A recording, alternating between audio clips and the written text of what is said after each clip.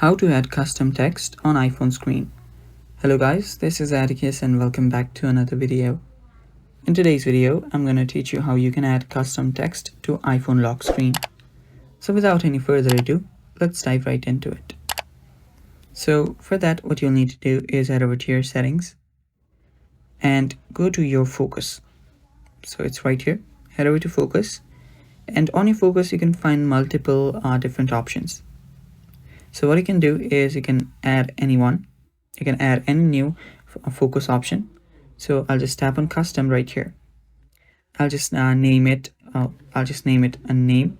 So tap on the name and write it do not touch and give it a color. You can choose any icons if you want to. I'll just customize the focus. Now here I can choose the screens as well. So you can choose a lock screen. I'll just choose this lock screen right here and tap on done. After that, you can find multiple options. So after you've done with those, if you head back and turn that on, if you swipe down from the top right, you will see this on the bottom that says do not touch. So that's how you can add custom text to your iPhone lock screen. And that's it for today. Thanks for watching.